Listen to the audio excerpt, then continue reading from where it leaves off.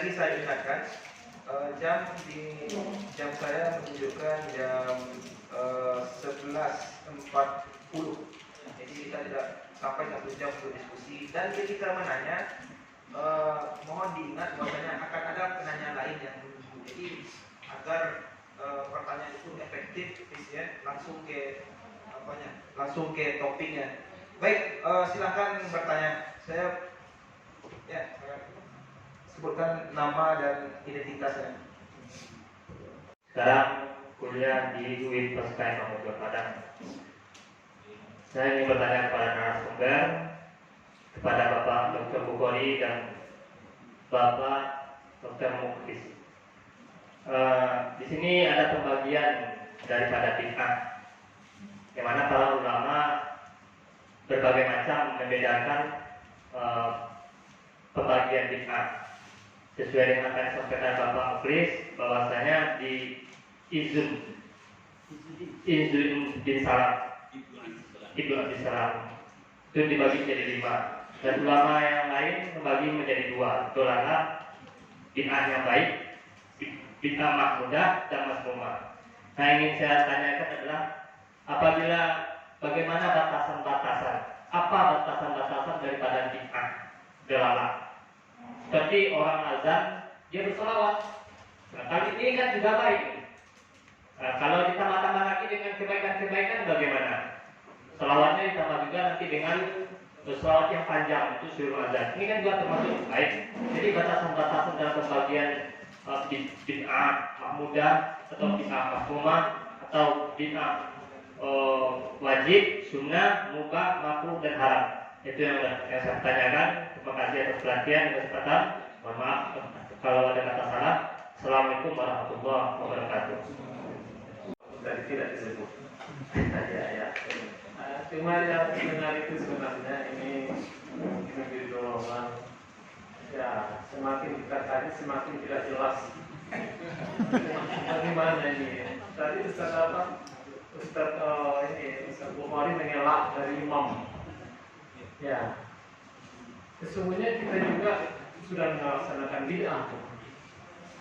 Karena di hadis izafar lagi apa? Kalau engkau katakan kepada saudaramu uskut wal imanu tubuh. Yang berkhutbah itu siapa? Siapa yang berkhutbah? Imam. Nah, ini juga kalau di sini oke lah. Tapi kalau saya di Masjid Raya mengumumkan khatib Sianu, Imam Sianu sebenarnya sudah bertanya apa lagi sudah apakah itu tidak bid'ah? Apa itu? Ya, tidak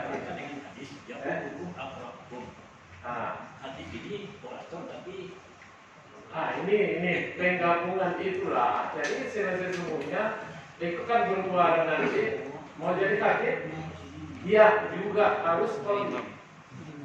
Mau jadi imam, iya harus bisa jadi. Tapi wallah ini sungguh sangat luar biasa. Sehingga pada akhirnya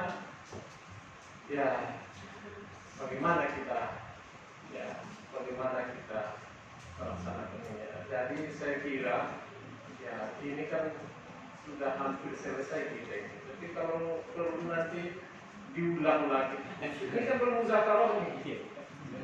Belum muzakarah kita ini. Oh, jangan nanti perlu saja dulu, kita dengarkan dulu dari insyaallah ini kan ini kan semua ini. Saya kira ini saja yang intinya ya. Terima kasih. Dan saya mungkin saya ingin sampaikan, saya kan di masjid saya yang tidak Muhammadiyah dan kurang menyukai saya sejak tahun 1998. Tapi saya ngotot di situ juga. Sehingga pada akhirnya sekarang sudah ada jamaah yang bertanya-tanya dari dirinya dulu. Kalau dulu memang saya jelasin, kalau saya baca itu Ustaz, termasuk saya tidak mengajak, saya bilang, tapi saya ingin menyampaikan bahwa nanti kita akan mendengar adanya pengunduran waktu imsak. Saya bilang sekaligus subuh. Jadi, di mana dalil mereka tuh katanya, saya bilang lah Muhammadiyah kan. Oh dalilnya ada hanya saja dari itu. Kedua syuruh hatta ya tabayyana lakumul khaytul abyad minal fajr itu. Fajar itu. Jadi ini bukan analisis dalil nih, tapi temuan di lapangan. Temuan di lapangan. Sehingga dengan kawan-kawan dia apa?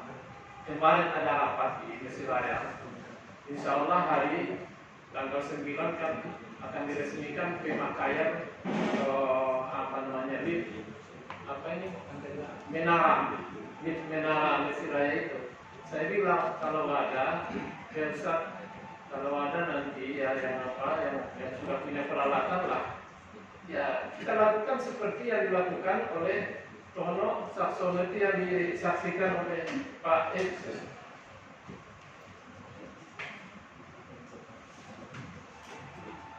Yang disaksikan oleh ketua kita di pinggir ketika orang azan, ya pasang kamera di sana gitu ya. Ketika orang Ka'bah azan, pasang kamera ke arah matlah itu, ke arah timur itu gitu kan. Sehingga ini kan temuan apa ini? Temuan ya, yang bisa disaksikan oleh ya banyak orang. Itu saya kira ya luar biasa pengaruhnya begitu. Ya, ini saja ya. Terima kasih. Assalamualaikum warahmatullahi wabarakatuh. Pesan Nabi kepada Mu'adz bin Jabal dan Abu Musa al-Asy'ari ketika itu sudah di Yaman, ya, basyira wa la tunaffira, basyira wa la tunaffira, yassira wa la tu'assira, wa tatawa'a wa la takhtalifa. Gembirakanlah, jangan bikin orang lari. Jadi rangkullah, jangan membuat orang benci. Itu saya kira itu. Rangkul. Jadi seseorang yang sudah mau mengamalkan ajaran Islam itu sudah poin. Jangan gara-gara kelemahan-kelemahannya dia tidak jadi Islam. Saya dengar di Mentawai itu yang terjadi mu'alaf dibilang bid'ah, berbahaya itu Pak.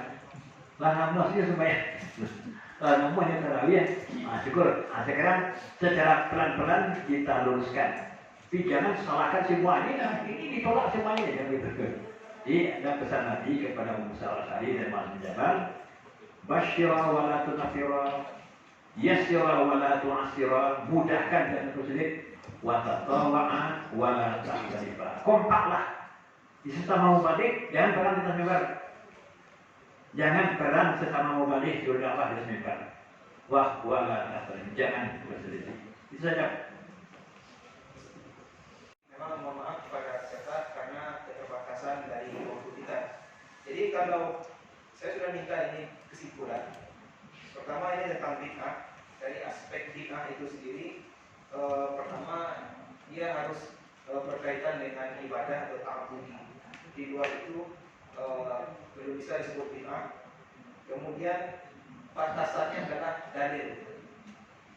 Kemudian yang ketiga, kita mesti cermat juga, ada bid'ah yang sifatnya mutlak, memang tidak ada dalilnya, tapi diadakan. Kemudian ada bid'ah yang sifatnya idhofiyah, dia ada tapi dilaksanakan dengan cara yang lain, gitu. Seperti yang disampaikan oleh Dr. Bukhari tadi. Kemudian sarannya dalam menghadapi isu bid'ah di tengah masyarakat, kita perlu persuasif, mengedepankan kebijaksanaan dan dakwah kultural.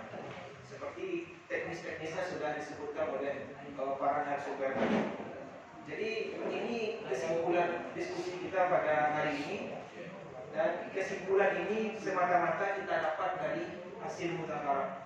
Jadi kalau saya pribadi ini, jikalau misalnya guru-guru kita ini punya waktu, itu dapat dituangkan dalam bentuk makalah yang sifatnya kolaboratif, penulisnya 5 orang, tentu itu bisa jadi berkekalan dibanding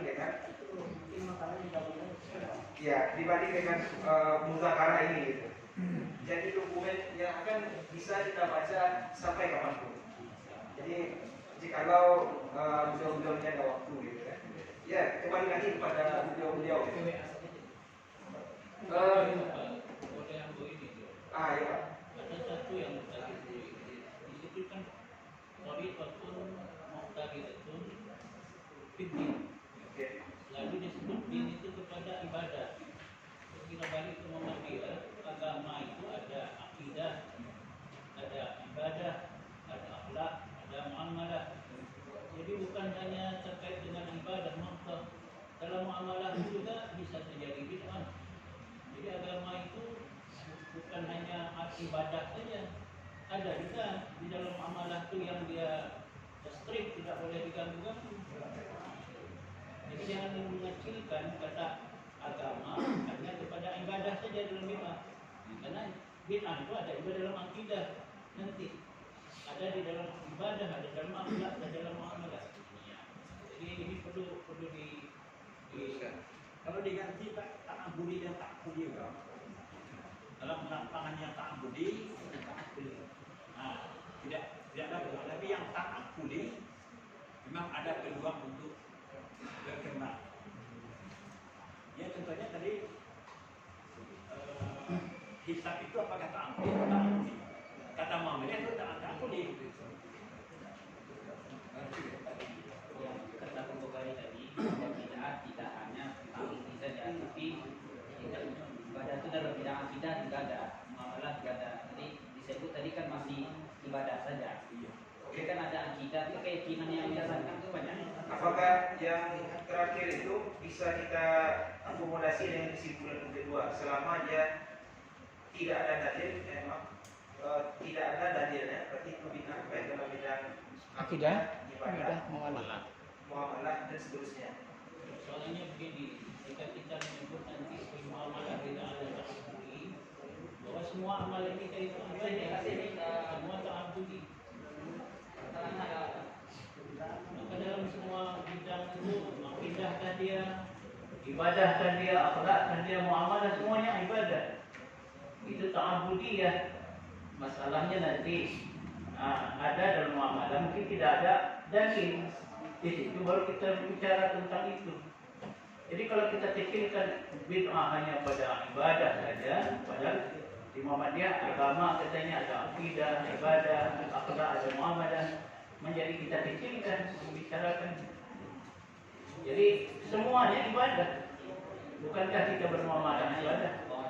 Semuanya ibadah. Nah, cuma nanti ada yang mahlah. Nah, yang itu yang itu. Ini untuk menambahkan agar besok masih mudzakarah lagi.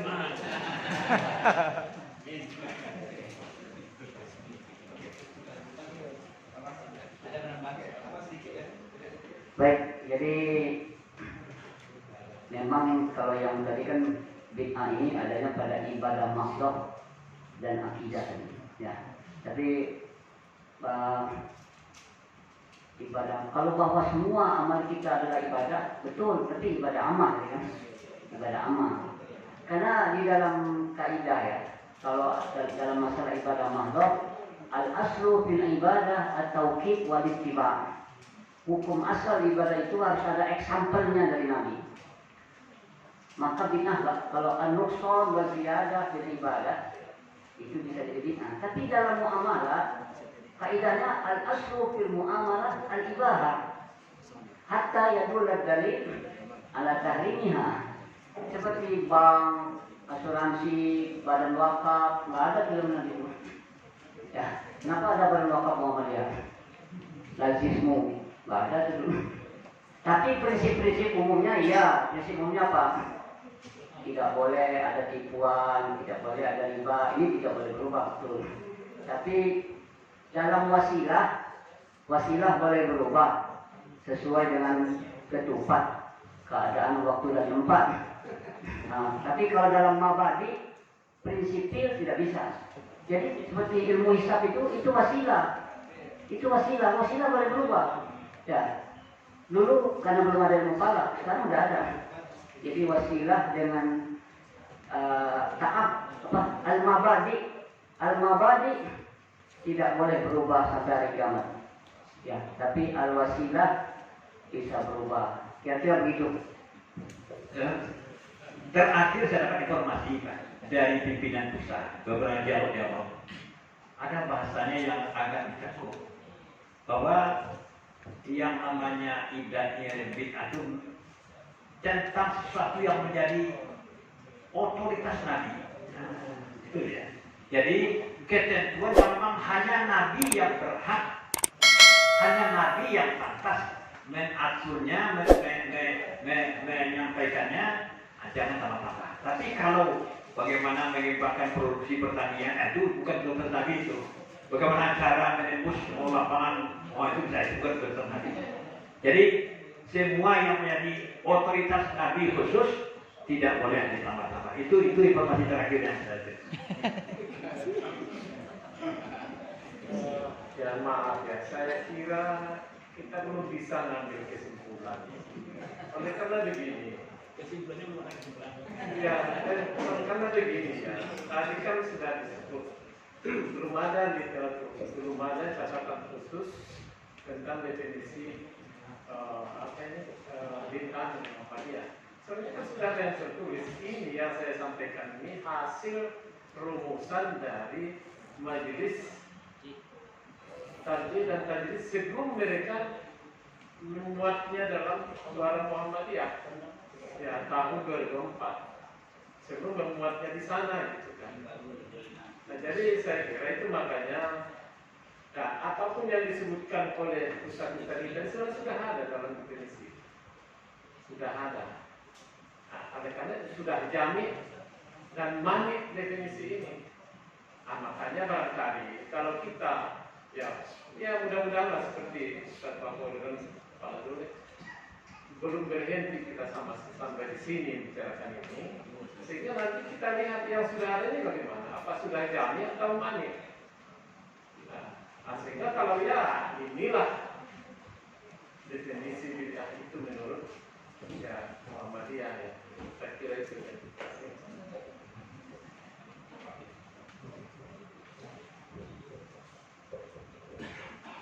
Baik, demikian tambahan. Saya kira ini memang kita semua sudah menangkap informasinya ya. Dan saya takut kalau saya menyimpulkan dari tangkapan kita berbeda-beda. Tapi dari yang saya amati, mungkin ada baiknya jika guru-guru kita ini jika punya waktu mengadakan penelitian kolaboratif tentang isu ini sehingga kita bisa pelajari lebih luas tempat kita masing-masing. Demikian. Saya sebagai moderator mohon maaf atas segala kesalahan, kemudian kata-kata yang tidak pada tempatnya. Diskusi ini berakhir dan kita kembalikan lagi kepada MC.